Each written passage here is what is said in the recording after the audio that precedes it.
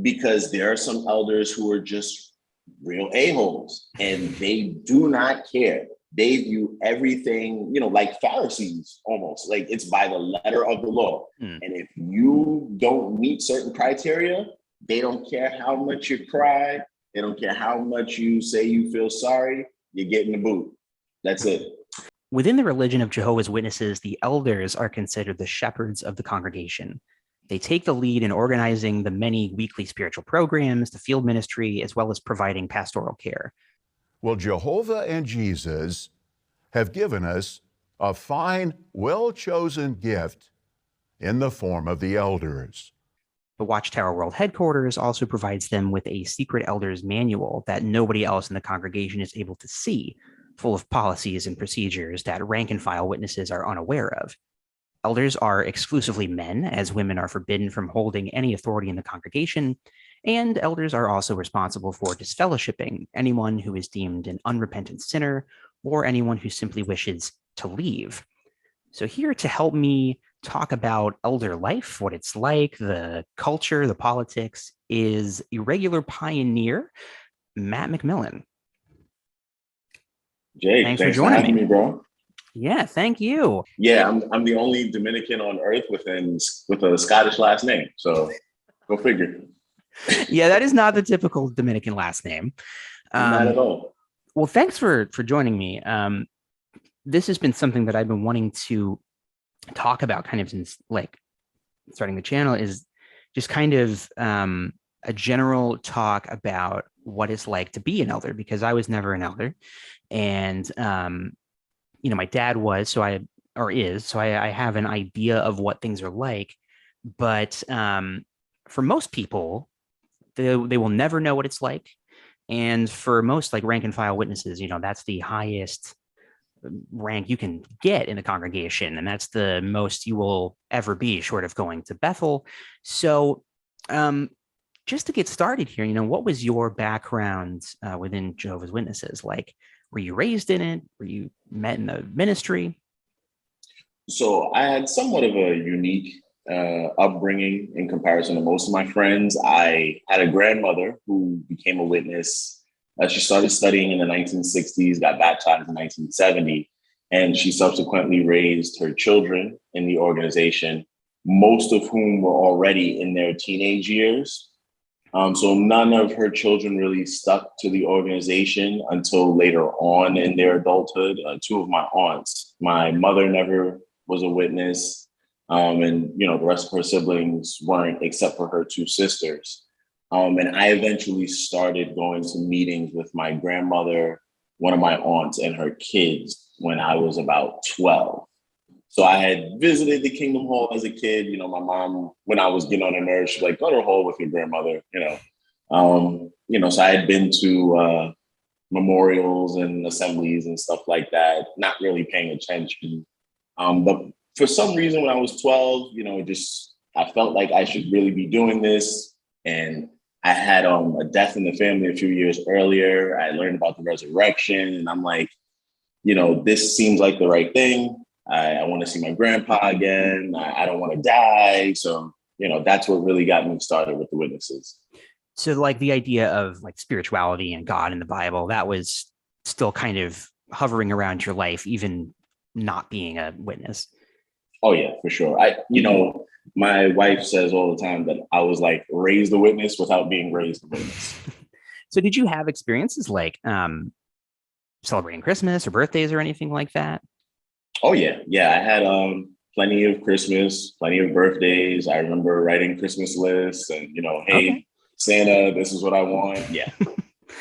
Okay, so what was that transition like then? I mean, do you remember going through that transition of like, okay, we're not going to do this anymore? Yeah, it was, I felt like it was a noble thing at the time, and I was getting nothing but Jehovah's Witness propaganda at the hall. So, everyone's telling me, oh, you're doing the right thing, son. You're making a stand for Jehovah. Look at your integrity. And my mother, she was always very, very easygoing. She was like, okay, well, listen, if that's what you want to do, I'll respect it. I have no problem with that. My dad, he's Catholic, so he was a little bit, he was like, I don't really like that, but you know what? If your mother says it's okay, fine. And so, it was a transition that I made. I didn't really love not getting gifts on Christmas anymore. But my mom was always really cool. She would get me a gift like 2 days after Christmas or something. So Gotcha. it wasn't like a terrible transition. It actually worked out pretty decent for me. Gotcha. So neither of your parents are witnesses, or maybe they converted later? No. Wow. No. Okay. My mother actually passed away a couple of years ago, but she had started to come to the Kingdom Hall, but really just as like a formality because most of her family was there. And when you're late in life, you're dying, you just want to be around your family. So it wasn't something that she like truly believed in. It was just like, hey, my family's here, my son, his daughter is here, my sisters are here. I'm just going to come to the hall. Gotcha. Okay. That makes sense. And yeah, I connect with what you're saying with like, you were just receiving basically nothing but positive reinforcement when you would go to the meetings and you're being told this is the right thing to do. Oh my God, you're so amazing for doing this. So yeah, you kind of feel like, yeah, I'm doing something kind of awesome by not celebrating Christmas. This is great. Exactly. I had a similar experience where I felt like my parents, and I've learned since waking up, and I guess even as a witness, that not every parent did this, but I feel like my parents did a good job of making us feel like we did get gifts and stuff year round. And like, we weren't totally left out. We didn't celebrate Christmas, but it wasn't like we never got presents, and it's never like we didn't have a nice get together with the family and around winter time. So I think that's kind of common too, to like find little workarounds that aren't quite pagan holidays. And I think if you're a smart witness, that's the way to do it, right? You don't want your kids to feel too alienated. So if you give them gifts on your anniversary, for example, I know a lot of Jehovah's Witness families do that. They feel like, okay, we have a family holiday. We have something that we take part in. So like for me growing up in New York City, like everybody, there's so many different religions and stuff. So like while some kids don't celebrate Christmas, they celebrate a Islamic holiday or a Jewish holiday or a Hindu holiday. So like everybody has their thing. So like when you do that as a witness, it's actually pretty smart because your kids feel like, well, yeah, this is our thing as a witness. Yeah. Yeah, I totally get that. And it's funny because obviously when you're in school, I'm sure you experience people asking you like, oh my goodness, what's it like not celebrating Christmas? But for me, that stuff was easier to explain. And what's a little harder to explain is like, no, I can't hang out with you after school because technically you're bad association. Did you have a rough transition with that kind of thing? For sure. Yeah, because I was I was deep into, extracurricular activities. I was in the jazz band in school. I played baseball. I played football with my friends all the time. So it was a little difficult, trying to figure out how to say, hey, I can't really hang out. So I mostly just went with my family's strict. So I can't really hang out too much. Sure. And then, to a certain extent, I lived a double life. I would lie about where I was going. Especially like when I was in high school, it's like, hey, I'm going out in service. I bring some service clothes with me, but I'm really going to hang out with the crew, Mm-hmm. Gotcha. So you get baptized at around what age then? I was 14 when I got baptized. 14. Okay. Same here. Baptism age buddies. So did that like it reinvigorate things for you? Did you feel different after getting baptized, or did it kind of just feel like, okay, now this is a thing? I felt different for 2 or 3 months. Like I had that zeal. I auxiliary pioneered because I got baptized July 29th. I auxiliary pioneered the whole month of August.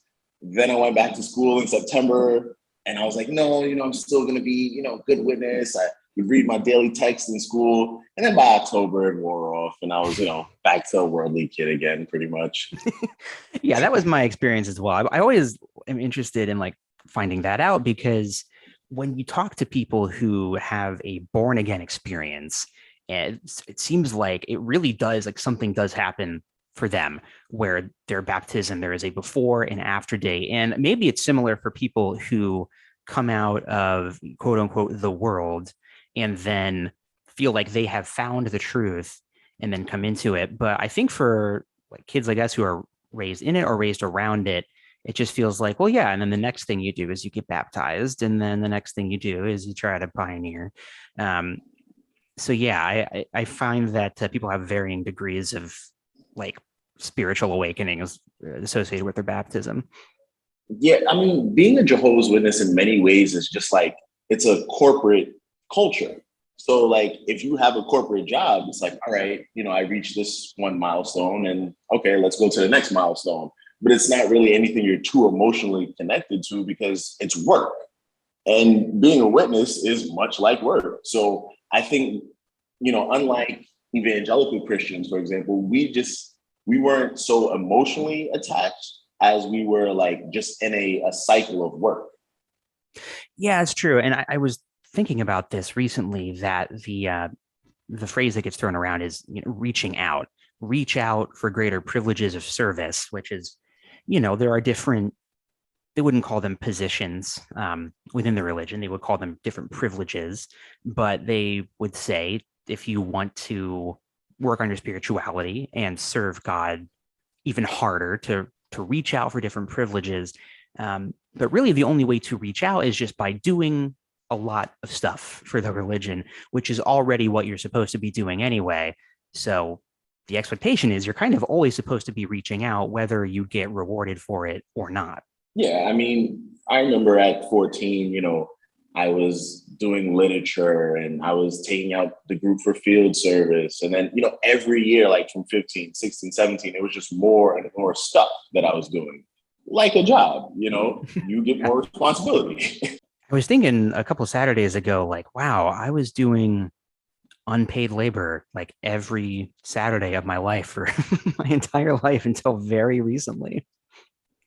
I mean, I'm a union representative on my job now. And thinking back on all of the unpaid labor I did as a witness drives me nuts. Because, I mean, since age 14, I was literally doing pretty much anything an exemplary brother could do in the congregation. I mean, and then if you add the time as a servant and as an elder, I really want to check from Watchtower. Yeah. Let's get back to that later, because that's an interesting avenue to go down. So along those lines then of reaching out and it kind of being like working your way up the corporate ladder, eventually, if you are a woman in the organization, unfortunately, you're kind of limited to, you can become a pioneer, and there are different ranks of pioneer that you can become now. You could go to a special school where they teach you, and you might be sent to a territory that needs more witnesses to help in the preaching work, but you're kind of limited to just more preaching, or marrying somebody who has the ability to do more stuff. But if you're a man, you can become a ministerial servant, you can become an elder, and so on and so forth. So at what point, I'm assuming you were appointed as a servant before you were appointed as an elder. When did you hit that point? 18. 18. Okay. So that's super young, even younger than me, which feels like a brag, but that's okay. No.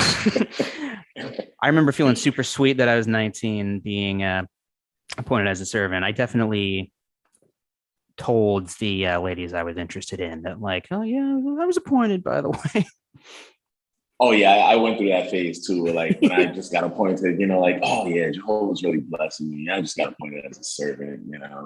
Yeah, I know. Nothing. It's all with Jehovah's help, of course. Oh, that's right. Right.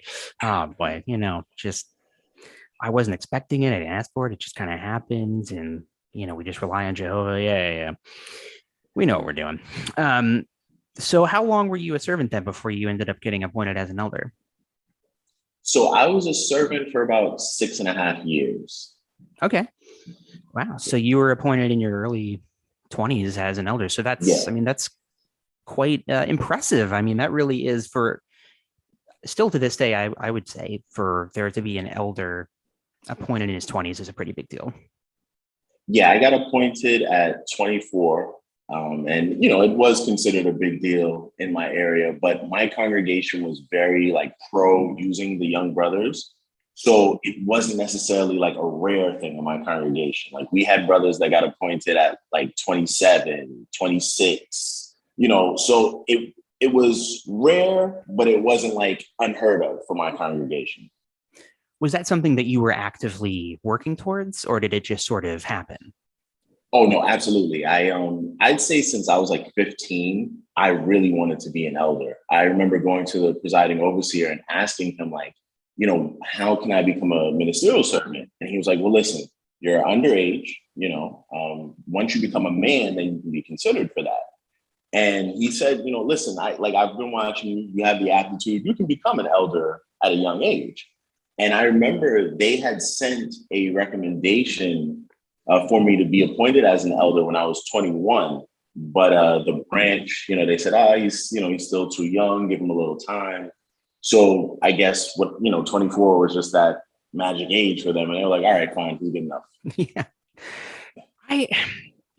I might cut this out. I don't know. But it doesn't seem like when they say, oh, he's too young, doesn't it just kind of seem like they're saying, yeah, he might mess up and have sex or something. So give him some time to potentially mess up and get this fellowship just in case. Yeah. And it's funny, they actually sent the recommendation when I was 21 because I had just gotten married. So I guess they were like, all right, gotcha. He's good. He's not going to fornicate. That's it. Right. So strange. There's just like those little cultural things that you think back on and I'm like, that's kind of a little weird. So what was your perception of like what an elder was before you were appointed? Oh man, I had this really like pie in the sky idea. Like I'm thinking all these guys know their Bibles, backwards and forward, and they're gentlemen, and whether they have a tough love personality or they're a more calm guy, either way, they do everything with love and they're so prayerful. I had the idea of what they show in the videos or what they display in the Watchtower studies. I thought the elder was everything that they tell you an elder is supposed to be. Yeah. Did you ever put much thought into what it meant to be spirit appointed? Did that mean anything to you at the time? It did to a certain extent, because, and this, this is a big part of my story, but I was someone who lived a double life for a long time. So I knew that the Holy Spirit wasn't necessarily appointing things. And, my best friend, who eventually became my wife, she was raised in the organization. She had an elder father, pioneer mother. And she was like, listen, a lot of this is just politics. It doesn't mean that Jehovah doesn't care about us, but a lot of this is just politics. And, I had my perceptions and I looked around the congregation and I saw the nepotism and I was like, okay, she's right. Some of this is just political. So, Jehovah, he sees the double life I have and the sins that I've committed, but he knows I'm a hard worker. So maybe that's why he wants me to serve as a servant and as an elder. That's really interesting. Yeah, I had a similar perspective because, I think probably most people to some extent are living a double life in the sense that they have some kind of vice or sin they're committing to varying degrees, or they just live in a constant state of self-denial and that just drives them crazy. And that's no fun either. So it's kind of live a double life or kind of hate your life in some sense. I think that we find ways to justify that stuff to ourselves. Like, well, I'm receiving blessings anyway. So that must mean that Jehovah sees something in me and he understands.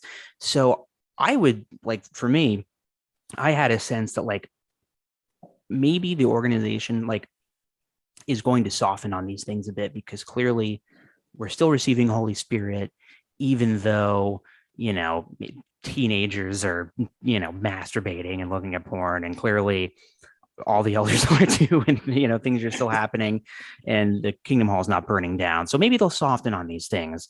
Did you have little things like that of justifying things to yourself? Oh yeah. I for years I called it a church attitude because, like, I went to school with kids who went to church, and they were, believers in their church, whether they were like Baptist or Methodist or whatever. And they would, do the things that as Jehovah's Witnesses we considered serious sins. They were fornicating and, smoking weed or whatever.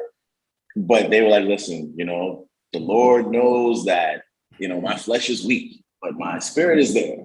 And so I kind of considered it the same way, like, all right, yeah, so me and my wife weren't virgins when we got married. Okay. But Jehovah knows that we care. We are both pioneers, and I'm a ministerial servant, blah, blah, blah. So I always excused everything I did because I was a legitimate hard worker at the Kingdom Hall.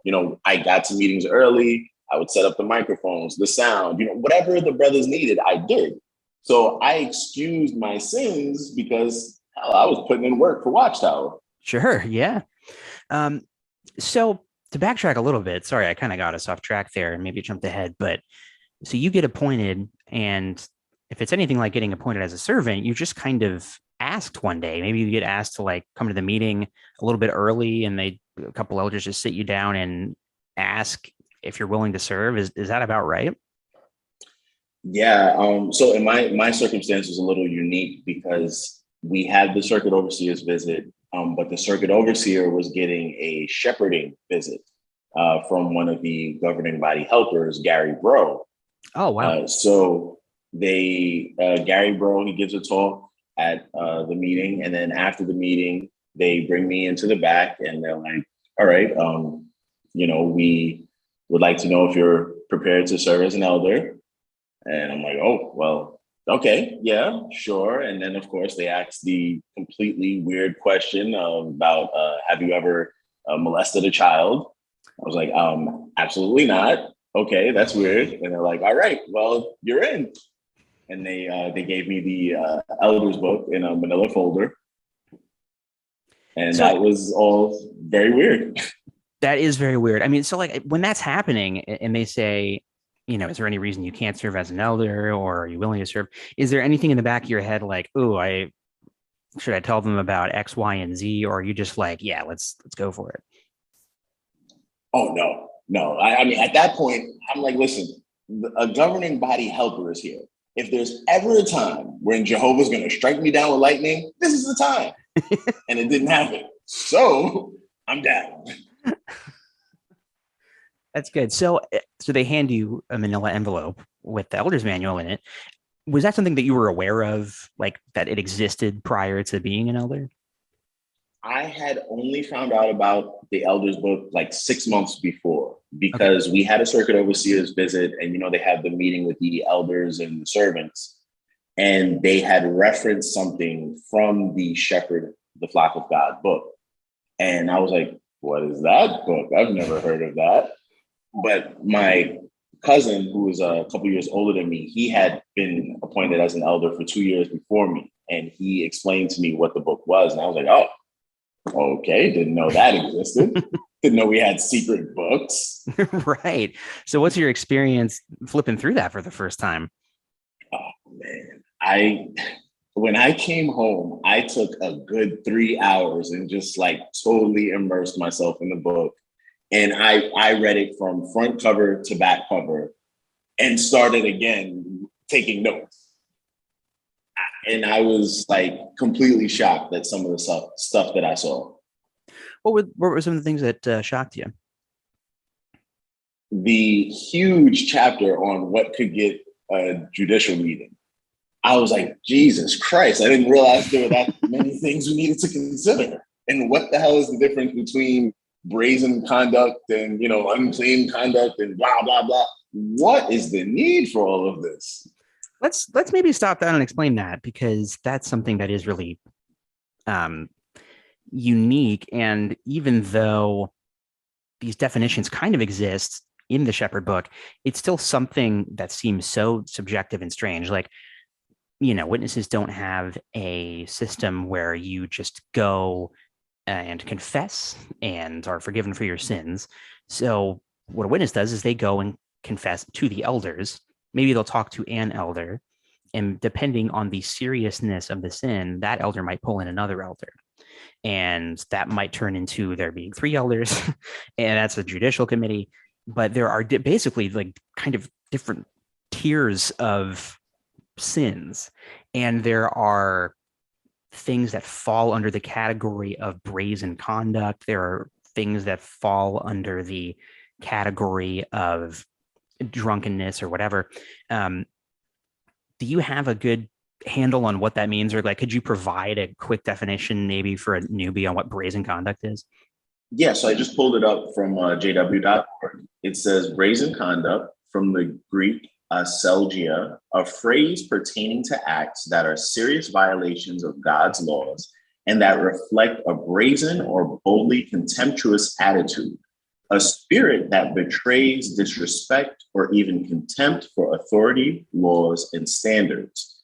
The expression does not refer to wrong conduct of a minor nature. So that's the jw.org definition. Right. So I guess that would be like like premeditated sin in a way. Like if you are carrying on an affair or something for a long period of time, right, that's like you're brazenly disregarding.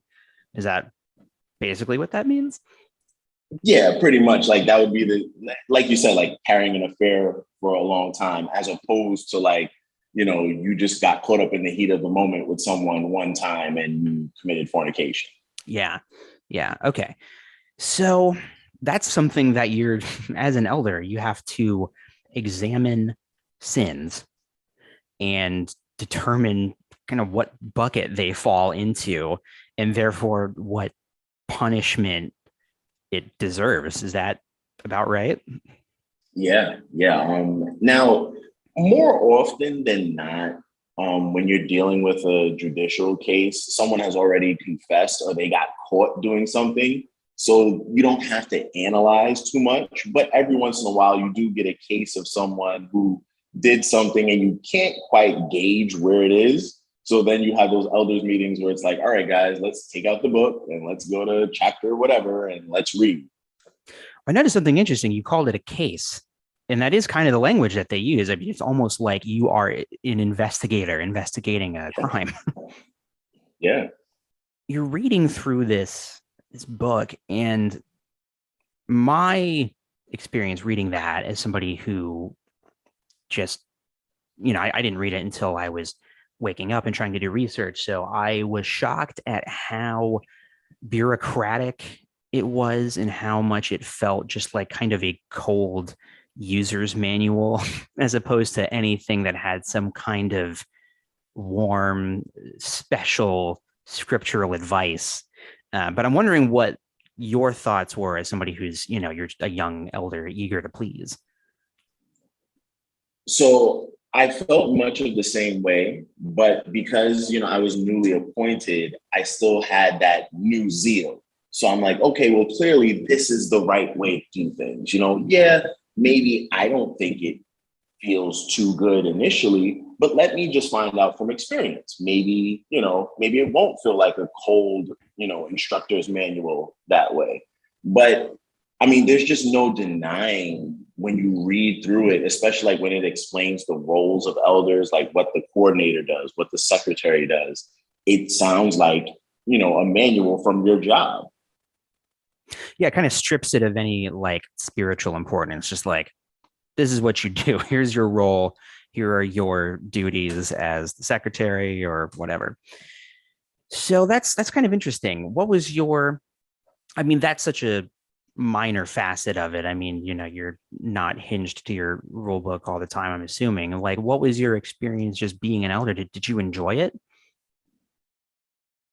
Yes and no. I enjoyed the fact that I could help people in the congregation because that was my overall reason why I wanted to serve as an elder. I wanted to like be there to help people who needed someone to talk to, or just help assignments get done in the Kingdom Hall because we had elderly brothers who couldn't handle things as well. So I said, all right, let me take that load off you.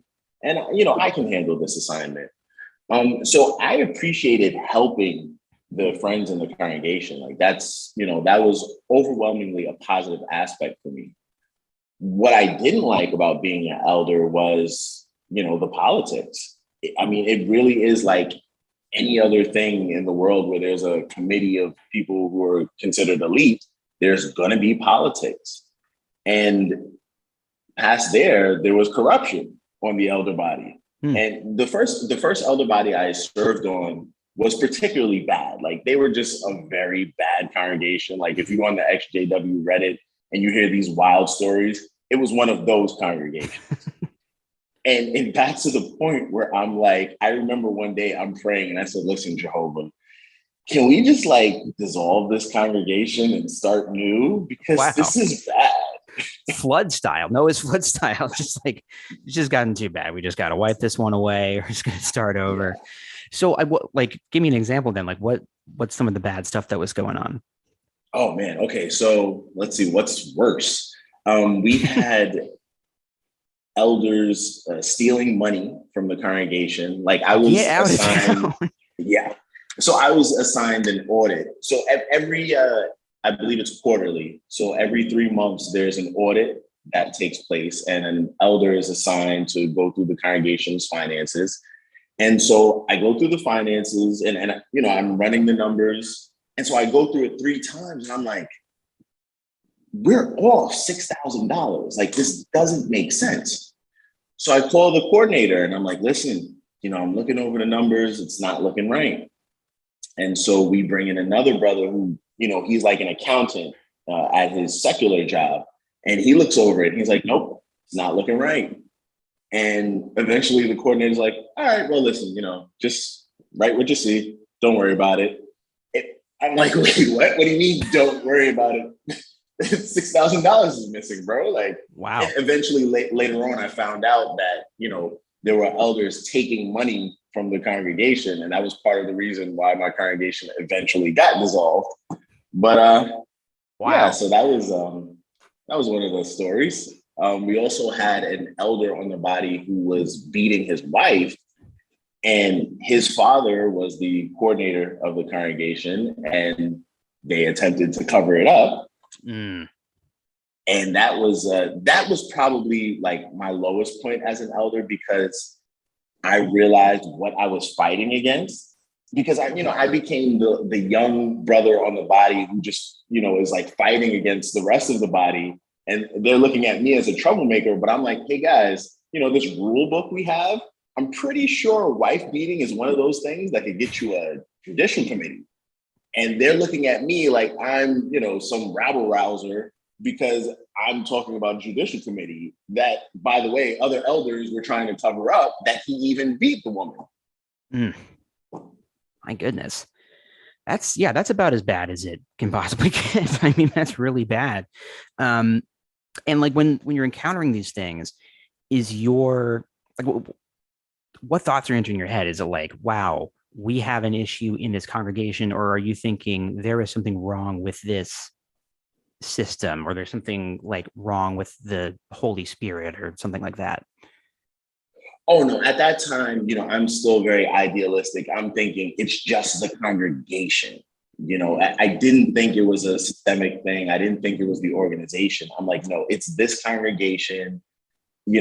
Jehovah has clearly taken his spirit away from the congregation because of its years of corruption. And, and I was actually really good friends with the circuit overseer at that time.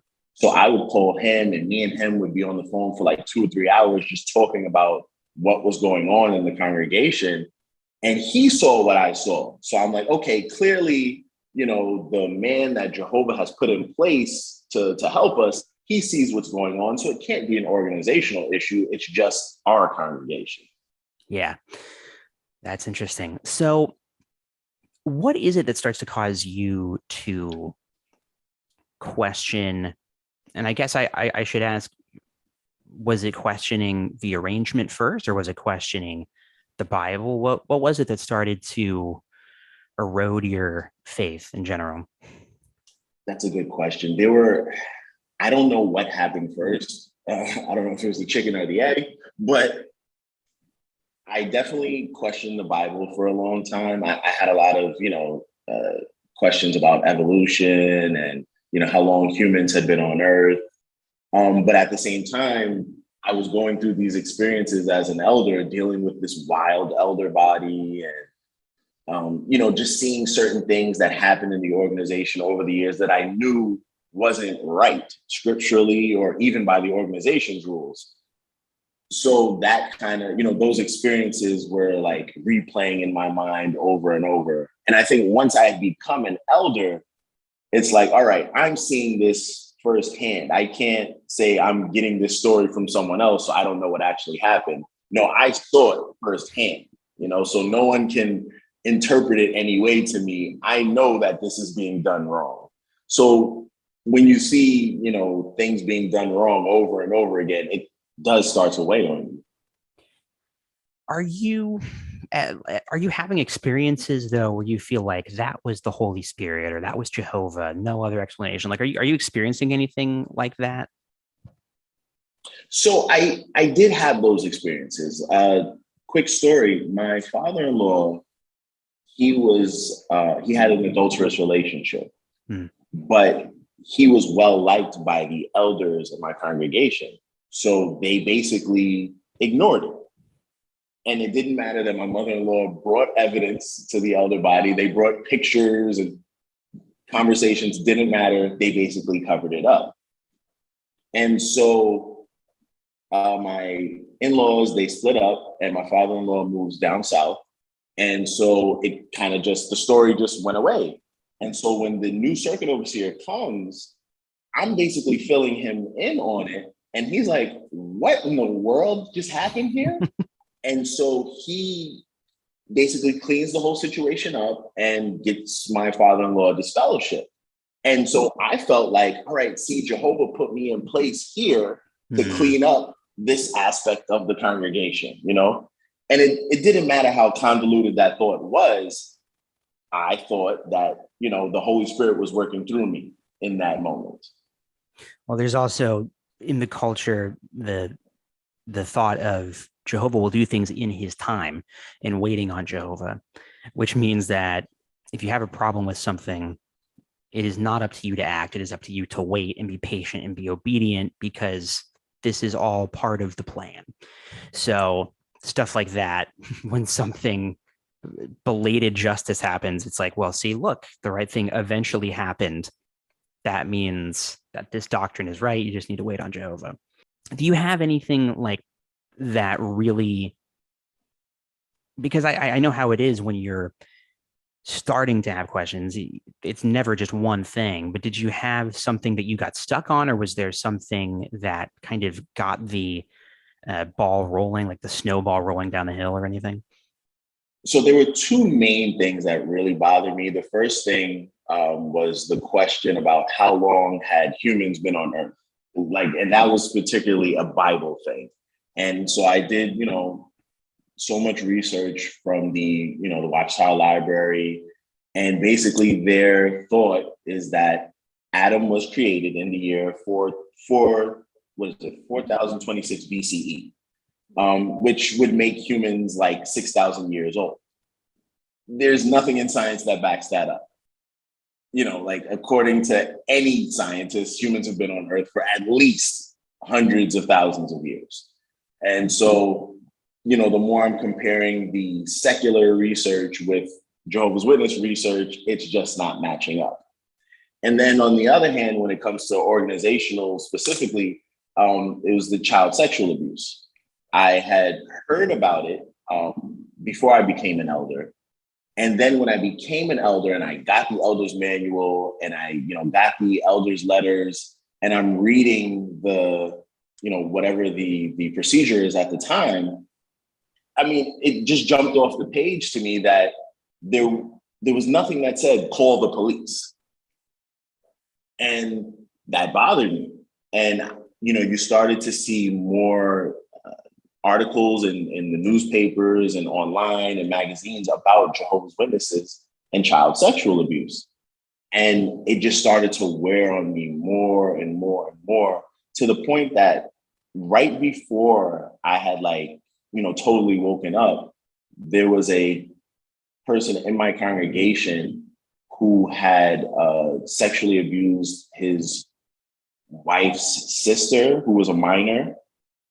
And, we didn't handle the case in my congregation because it happened in another country.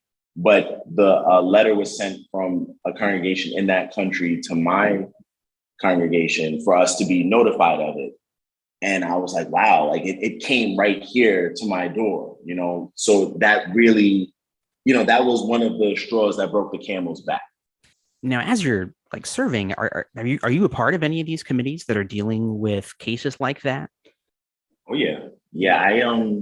I served on a few different committees in two different congregations. And I never dealt with a child abuse situation, thankfully. But, I had plenty of fornication cases. Those came across the table all the time. So what's your attitude like when you're a part of those things, when you're a part of a judicial committee? Does it feel like, yes, this is what I'm here to do as an elder, or is it kind of weird? Definitely weird, but I did feel like, that's what I'm here for. I'm here to help the congregation. And, I've always been a very benefit of the doubt kind of person, a very gentle person. So I was like, listen, as long as you tell me you're repentant, you feel bad, give me a couple tears, hey, you're good. We'll get you a reproof and get you out of here. Yeah. Did that work for the most part? I mean, if you're repentant. Yeah.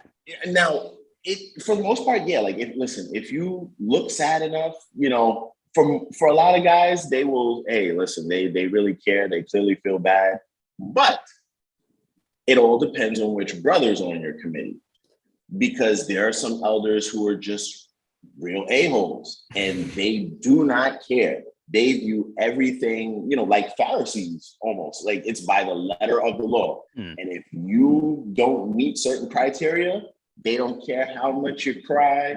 They don't care how much you say you feel sorry. You're getting the boot. That's it. They went through the spreadsheet and are like, sorry, you ticked these boxes, unfortunately. That's it. I made a video. I think it was like the most recent YouTube video I made, where I talked about a story where I served on a committee, and one of the brothers on the committee was literally just like that. Like, he's like a spreadsheet guy, and he was like so ready to get this kid disfellowshipped.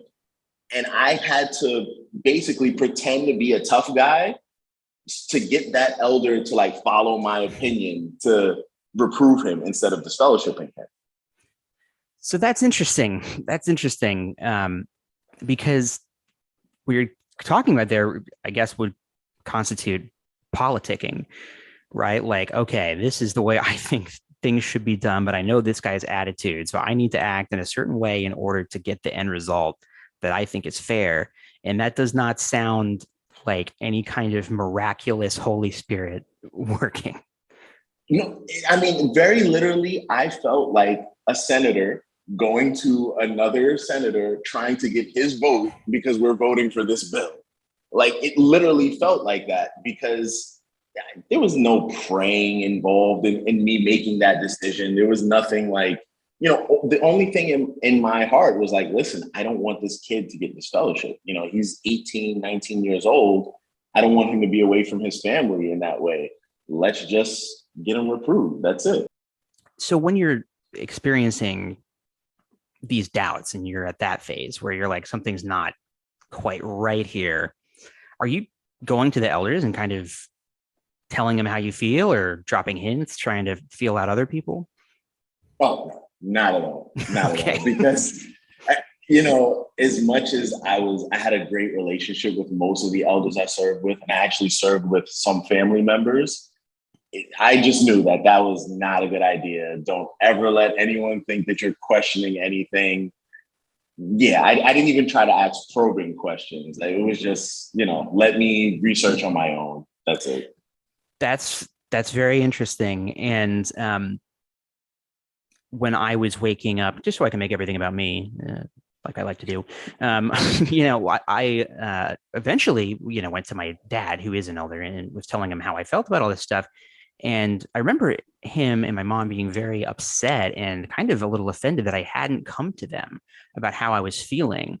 But my thought was like, as soon as I knew how I felt, I knew what the consequences were. Like I knew what that meant. I was like, okay, the fact that I feel like this means it can only go this direction now. And if I tell anybody about that, I'm just going to quicken the pace of this thing that I don't totally understand. So that was something that you understood as an elder. Yeah, for sure. I mean, I know like my cousin and my uncle who I served on the body with, I know for sure they're probably upset by that. They probably felt like, well, why didn't Matt come ask us questions? But if you've been in the organization for any reasonable amount of time, you know what happens. You know that apostate label gets thrown on anyone who even asks simple questions. And at the time when I'm going through all of these like questions and I'm waking up at a fast pace, I'm the service overseer of the congregation. I'm on the service committee of the congregation. There is no time to ask these questions. That's ridiculous. Yeah. And what's your first stop then? Like when you finally, because there's a big difference between having these thoughts in your head and realizing like, okay, I'm going to do a Google search or whatever. Like where was your first stop? So I did a lot of research. Just, I went to Google and, if I had questions about evolution or, the history of mankind or history of religion, I would just Google things. But I was very careful to avoid anything that looked like apostate material, Sure. because obviously I was fed the propaganda that apostates are evil and they lie and they're bitter. So I wanted to do research strictly based on what the organization said and what secular information I could find that wasn't biased by any, mentally diseased apostates. And I mean, Google was pretty much my best friend. Yeah. So you were really focusing on kind of like scientific stuff and the, like validity of the Bible. That was kind of your main thing. Yeah, that was the main thing. I mean, of course, the organizational issues as well. Like it seemed like every time when I stopped thinking about maybe the child abuse procedure is bad, another news article popped up about it. Yeah. So that would, bother me. And that was actually I mentioned before the straw that broke the camel's back. That was the straw that broke the camel's back. The day I actually woke up was when the Atlantic article came out where Mark O'Donnell was interviewed, and they talked about the database of child abusers. And that day I said, all right, you know what? That's it. I'm done. Can't do it anymore. Was that in like 2017 or something? 2019. Well, okay. So this is still pretty recent history then. Yeah. That's actually really similar to how it's going for me in terms of just like one news item just being like, okay, you know what? I'm sick of being afraid to read stuff. At this point, what more do I have to lose? And it's interesting, because you are serving at that time, like your organizational issues, that side of it. Obviously there's a lot that you realize you don't know when you start to wake up and start to do research, but what your issues are and why they're problems. So you're mostly researching the other side of things. I did want to ask you, because when I would talk to the elders about my issues, when I was doubting waking up and stuff, what I kind of gathered was that they felt like they knew everything about the organization. And the insinuation that there was anything more going on was like, no, there's nothing. I mean, I'm an elder. I know what's going on. Was that how you felt, or was there still a sense of like, who knows what's going on at headquarters and all that? Oh, no, not at all. And I actually, when I first became an elder, I kind of felt like a bad elder because I was like, I don't know as much as the rest of these guys. I didn't realize that they don't know shit either. It's just that they have this bravado of like, oh, well, I know what the organization does. But most of them, they don't. They're just going off of ego. And I was like, okay, maybe there is something that I don't know. So let me go research and see what is valid and what isn't. So that brings me to something that I've been really interested in, which is in trying to, I don't know that I would call myself an activist. I don't love that term for what I would consider, at least on my end, just making kind of silly videos. But at least in terms of like raising awareness and stuff and trying to figure out where the root of issues are, culpability is tricky. And I absolutely think that the ire has to be directed at the top, which is, the governing body and probably their helpers too. But what I struggle with is figuring out like how culpable are elders in the big machine. I mean, they don't get to really determine the policies, but they are the ones who enact it. So what's your viewpoint on that in terms of somebody who was an elder and is now, making videos talking about why the organization's bad? That's a great question. So I'm in a group chat of a lot of ex-elders and some PIMO elders who are still serving. And that's one of the things we talk about pretty often, like how culpable are we? And from my view, I feel like elders are a lot like police officers. We don't, police officers don't make any laws, but they're there to enforce the laws. As a police officer, you can choose to not enforce a certain law. You can choose to look past certain things if you personally feel that it is oppressive. And as an elder, I think we did have a certain amount of real culpability because there are times as an elder where you can look the other way. And I don't even mean in a way that like you're going against the organization's protocol. I mean, just like in very regular ways, like there's no reason to be going after, a young person because, oh, well, their pants are too tight, or look at that sister's hairstyle, or, right. Things like that, that literally make the lives of some people oppressed. It's just not necessary. And that's before you even get into the bigger things like, judicial committees and, shunning people.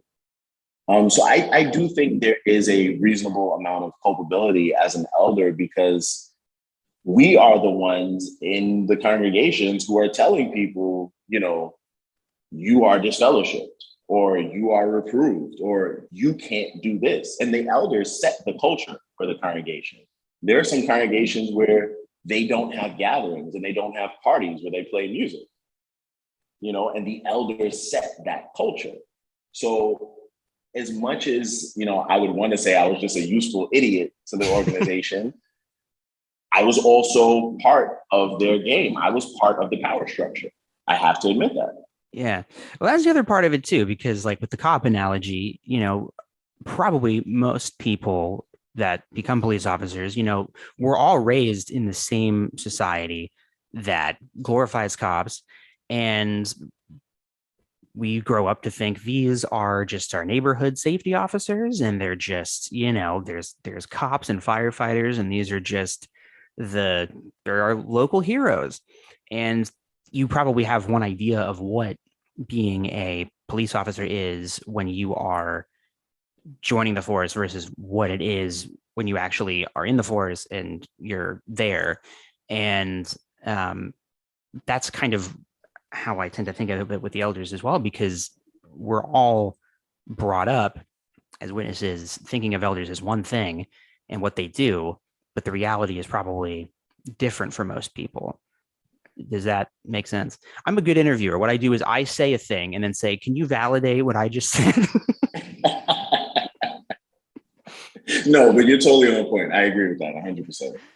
Okay. So that's what's tricky, I think, when it comes to vilifying elders, is like they don't know for the most part about the industrial scale like cover-ups of child sex abuse and stuff. Like most elders don't know about the Australian Royal Commission, and if they do, they've heard about it from somebody at the branch who has given them the whatever the branch's spin on things is.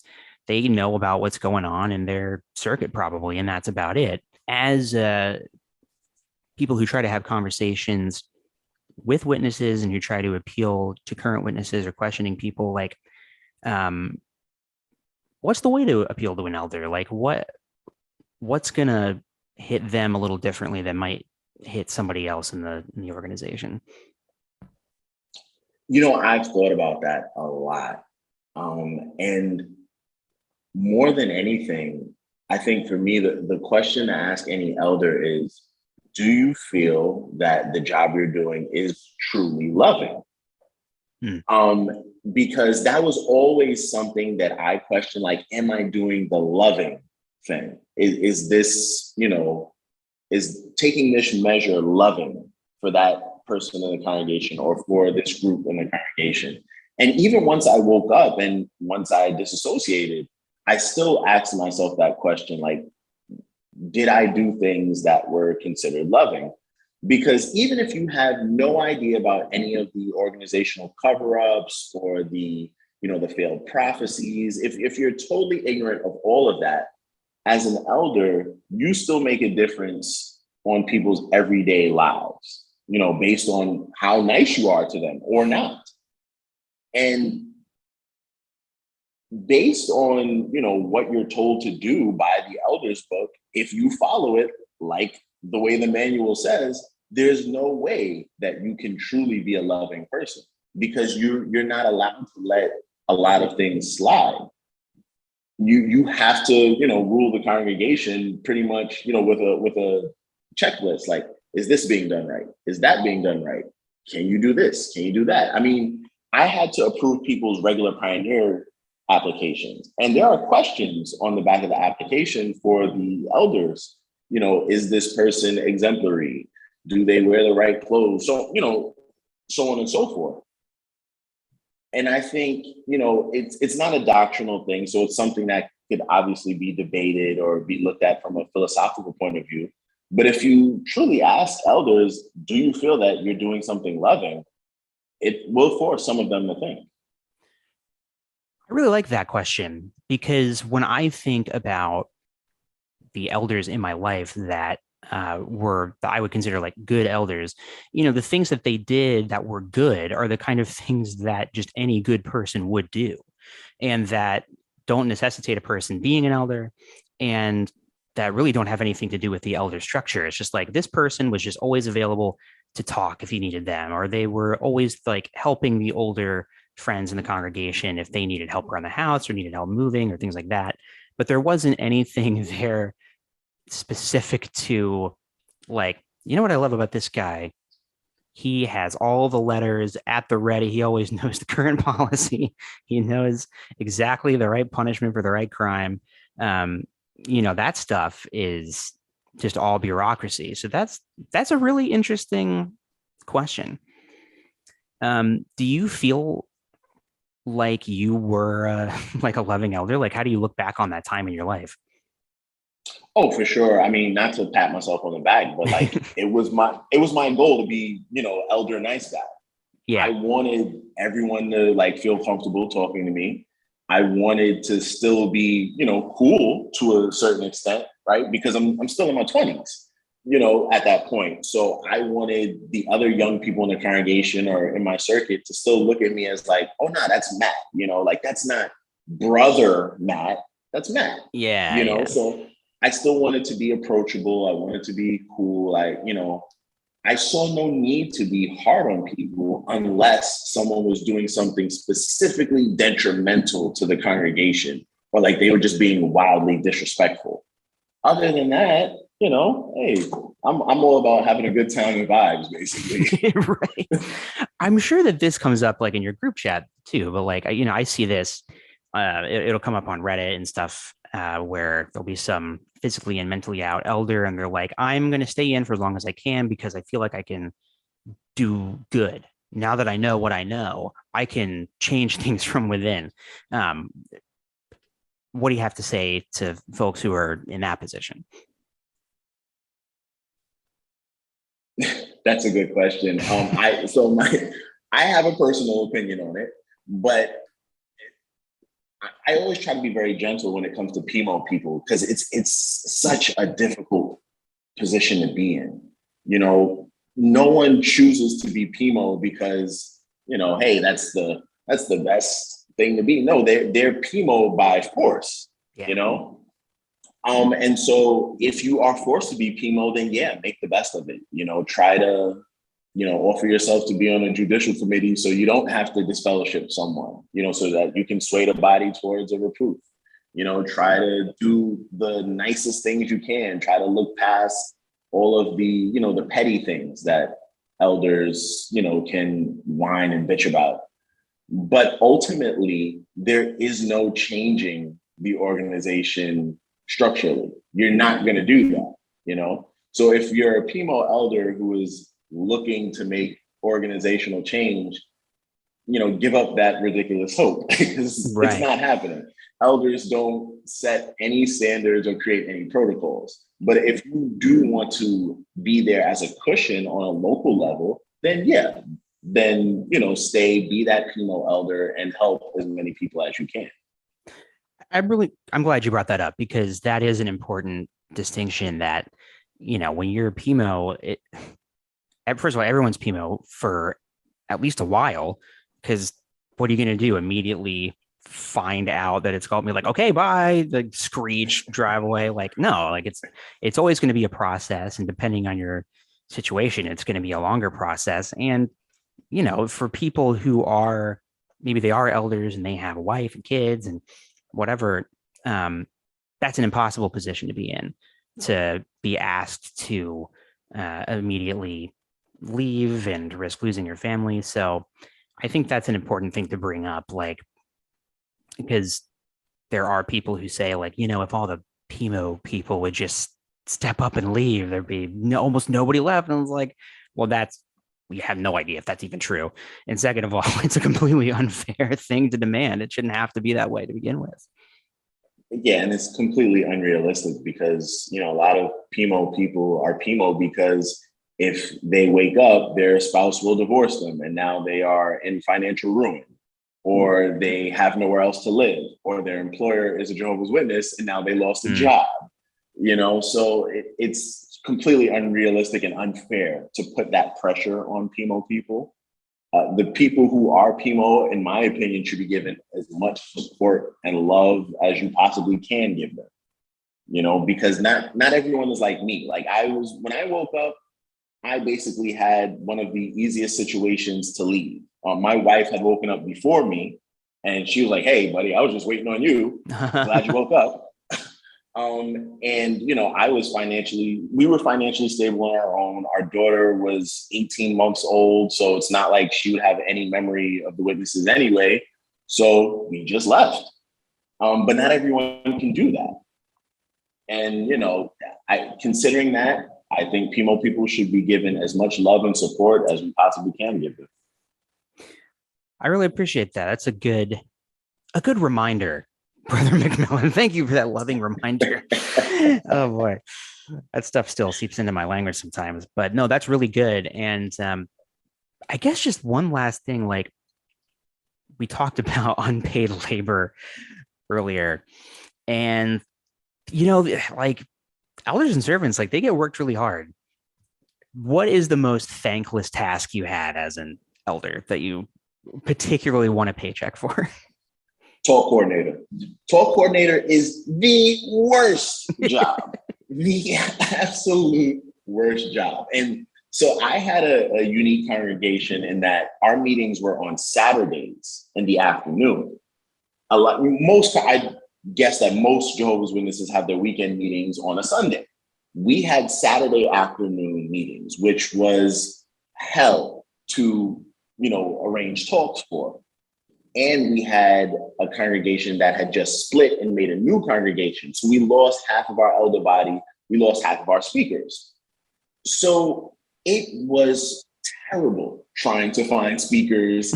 And then you had the guy who would cancel on Friday. And now I'm scrambling and it's Friday, 9:30 at night. And I'm calling brothers in different congregations. That is the absolute worst job. It gave me unnecessary stress. I'm sure my blood pressure went up. And I would like a specific check just for being a talk coordinator. In the memo line, it says for talk coordination. Yes. Gotcha. That's funny. I gave a talk at a hall that had Saturday evening meetings, and they acted like I was the Messiah for just showing up. They're like, oh my God, thank you for coming. Like afterward, I was like, wow. And you know what? I did want to cancel because I was like, this sucks. I hate the fact that my whole Saturday is ruined having to wait all day to give this talk. Oh man. Well, good. Let's all get out there and demand our money from Watchtower. Um, Matt, on a personal note, your videos are some of my absolute favorites. And I rewatched them. I particularly really like the video that you did on why Black people should not be Jehovah's Witnesses, just because it was such an interesting, um, perspective that obviously I don't have. I don't know how much time you have, but could I ask you a couple questions about that? Yeah, sure, absolutely. Okay. One of the things that witnesses pride themselves on, and that at the very least, you feel like, well, we're not racist. Yeah, we don't allow gay people, but all races, all people, all different colors and creeds. But I have felt like that's not necessarily true since waking up. And that video you made articulates a lot of really interesting things. Why do you feel that there is some like kind of ingrained racial injustice within the organization? I mean, a lot of it was just built in from the start, right? I mean, if you look at some of the things that Charles Taze Russell said and Rutherford, those guys were, very clearly and openly racist. And that culture was never really dealt with. It's just like, okay, we don't talk about those times, but people who are around, while they may not remember the specific articles that said the racist stuff, they remember segregated congregations. My in-laws were from Mississippi. They remember segregated congregations. They remember when Black circuit overseers first got sent to white congregations and vice versa to try and, have the witnesses work together and show some unity. And it was just one of those things that if you never talked about it to try and really deal with it, it was just always going to be present. Yeah. Yeah. And, when you are taught about why we don't celebrate holidays, the illustration they always give is like, well, if you found a piece of candy, but you found out that it had been in a sewer, you wouldn't eat it because of its origin. And it's like, if there's all of this racial stuff in the origins and in the founding of the religion, why would you want to mess with it? Even if it isn't that same way now. And I still feel like you see that in the way, like what is considered modest is a very like white Anglo-Saxon version of modesty based out of like the 1950s. Oh yeah, for sure. And it even leads to a lot of, I'd say, like internalized racism for a lot of Black witnesses, because the congregations that I was in my area were predominantly Black.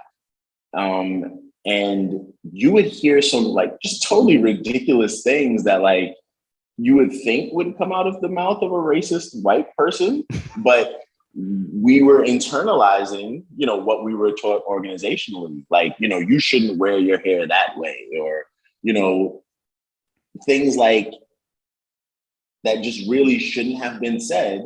But because the organization is so like, oh, we're not racist, those things are never really dealt with. Yeah.